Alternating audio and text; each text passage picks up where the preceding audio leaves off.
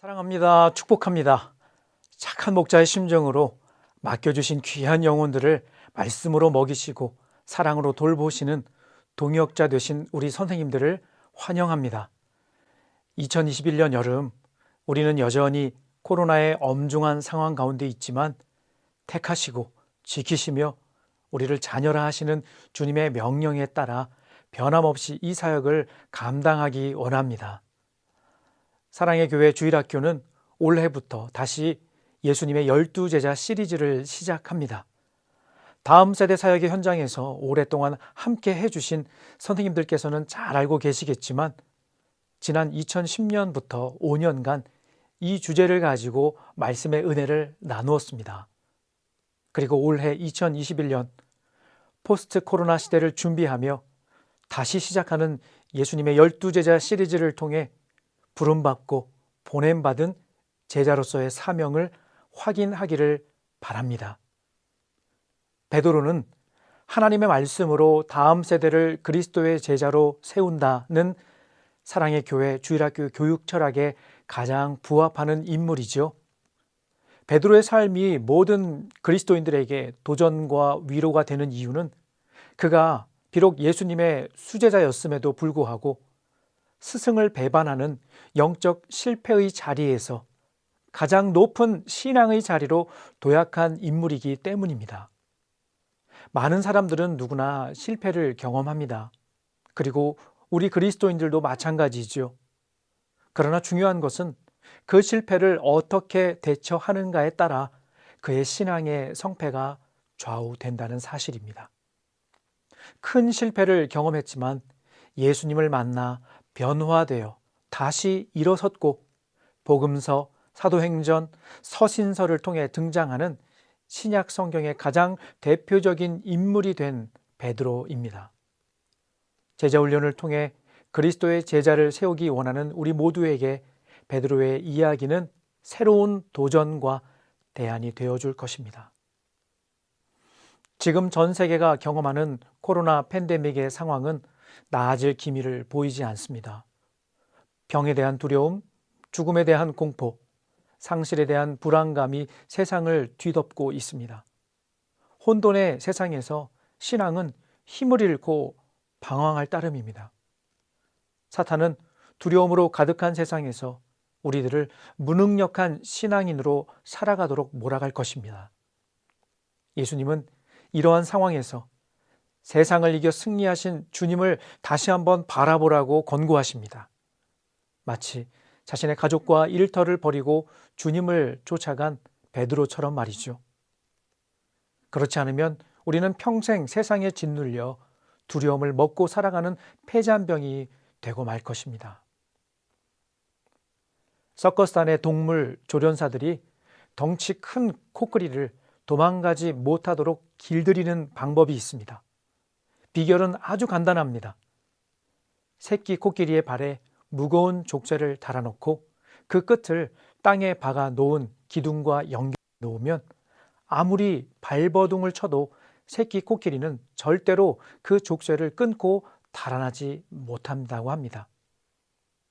물론 새끼 코끼리는 계속해서 도망을 가보려고 발버둥을 치며 이리저리 움직이죠. 하지만 새끼 코끼리에게는 아직 족쇄를 끊을 만한 힘이 없습니다. 이러한 실패의 패턴은 키 3.5m, 몸무게 4톤에 달하는 웅장하고 힘센 코끼리로 자란 후에도 여전히 자신의 발에 묶인 쇠사슬을 절대로 끊을 수 없다고 믿게 만든다는 것이죠. 이 때문에 조련사들이 다 성장한 코끼리의 발에 아주 얇은 쇠사슬만 묶어 놓아도 코끼리는 절대로 도망가지 않게 됩니다. 이 덩치 큰 코끼리의 이야기는 바로 우리의 이야기고 우리 자녀들의 이야기입니다. 하나님께서 그분의 자녀들이 하늘의 정체성을 가졌음에도 불구하고 여전히 세상에 주눅들어 기죽어 살아가는 모습에 가슴 아파하십니다. 문제는 어떻게 하면 세상을 이긴 예수님처럼 세상이 감당할 수 없는 믿음의 용장으로 살아갈 것인가 하는 것입니다. 베드로는 성경 정체에서 가장 매력적인 인물입니다. 왜냐하면 베드로는 최악의 영적 침체의 자리에서 최고의 신앙의 자리로 도약한 제자이기 때문입니다. 그리고 베드로의 모습은 상상할 수 없는 세상의 압력에도 일어설 수 있는 소중한 영적 레슨을 주고 있습니다. 첫 번째, 베드로는 고백을 통해 예수님과 확실한 관계를 맺을 수 있었습니다. 예수님을 만나기 전 베드로는 그저 평범하게 갈릴리에서 고기를 낚으며 인생의 허기를 채울 존재에 불과했습니다. 하지만 예수님께서는 그를 선택하여 사람 낚는 업으로 사용하시겠다고 부르셨죠. 예수님의 수제자가 된 베드로는 믿음의 역사를 새로 쓴 위대한 고백을 합니다. 주는 그리스도시요 살아계신 하나님의 아들입니다. 예수님께서는 이 고백 위에 교회를 세우겠다는 인생의 설계도까지 그려주셨습니다. 그의 고백으로 예수님과 베드로는 혈연보다 더 돈독한 하늘의 관계를 맺게 됩니다. 환난이나 곤고나 박해나 기근이나 적신이나 위험이나 칼이라도 이 관계를 가나 놓을 수 없었습니다. 두 번째로 베드로는 실패를 통해 새로운 회복을 경험합니다. 수제자로 불리웠던 베드로는 예수님 편에서 늘 의로운 투사였습니다. 그러나 십자가와 고난에 대한 예수님의 예언에 그 즉시로 반대했다가 호된 책망을 받게 되지요. 모든 사람이 위기 가운데 처한 예수님을 버려도 자신은 끝까지 수제자다운 의를 지키겠다는 결의에 찬 모습이었습니다. 하지만 그의 당당함은 한낱 이름 없는 여종의 질문 앞에서 무너져 내렸습니다. 그 이후 수제자 베드로는 실패의 패턴 속에서 의미 없는 삶을 살게 됩니다. 이때 부활하신 예수님께서 그에게 다시 찾아오셨습니다. 그리고 예수님의 질문은 실패 속에 무너져 내렸던 베드로에게 이렇게 질문하십니다. 요한의 아들 시몬아, 내가 이 사람들보다 나를 더 사랑하느냐? 이 질문은 비록 실패했지만 자신이 여전히 예수님의 사랑의 대상임을 깨닫게 했습니다. 베드로는 충분한 회복을 경험하게 됩니다. 세 번째로 베드로는 회복을 통해 위대한 사명으로 세상을 변화시키는 위대한 소명자가 됩니다. 부활하신 예수님을 만나기 전과 후의 베드로의 인생은 확실히 달라졌습니다. 성령을 경험했을 뿐만 아니라 유대인 선교에 헌신하였고 주님이 주신 소명을 실천하는 말씀 전파자가 되었습니다. 성령에 붙들려 하나님의 말씀을 선포하고 교회를 세우는 사역에 집중했으며 열방 선교의 교두보 역할을 감당하게 됩니다. 갈릴리 바닷가에서 주셨던 주님의 약속처럼 내 양을 치는 목회자, 민족과 열방의 회복에 쓰임받는 선교사, 주님의 진정한 수제자로 도약한 것입니다. 베드로의 인생을 이미지로 표현해 본다면 V자 모양의 그래프가 될 것입니다.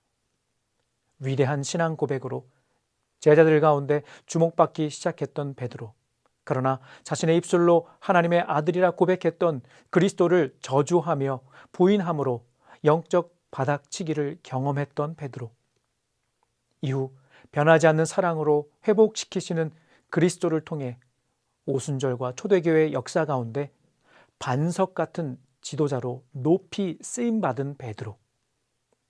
베드로의 이 드라마틱한 인생 여정은 한 개인의 인생일 뿐만 아니라 그리스도를 따라 살기 원하는 모든 제자들의 삶의 패턴일 것입니다. 우리 중 누구도 영적 침체와 실패로부터 자유로울 수 없습니다. 우리 아이들 역시 하나님 없는 세상과 학교와 친구 관계 속에서 끊임없이 부인과 실패를 반복합니다. 자신도 모르는 사이에 예수님의 제자라는 사실은 부인되고 자신이 미처 깨닫지 못하는 사이에 영적인 실패와 좌절을 경험합니다. 우리 시대 베드로와 같은 제자가 필요합니다. 영적 침체와 실패의 고리를 깨뜨리고 이 교회와 열방 그리고 소외된 자들을 위해 태풍처럼 살았던 제자 베드로, 죽음도 감당치 못했던 권능 있는 제자의 삶의 표준이 바로 베드로입니다.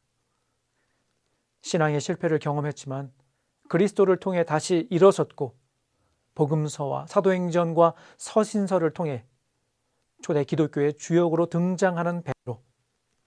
우리는 과거에도 실패하는 연약한 인간이었고 현재도 여전히 예수님을 부인하는 실패하는 삶을 살고 있고 미래도 이 실패의 패턴은 지속될 것입니다.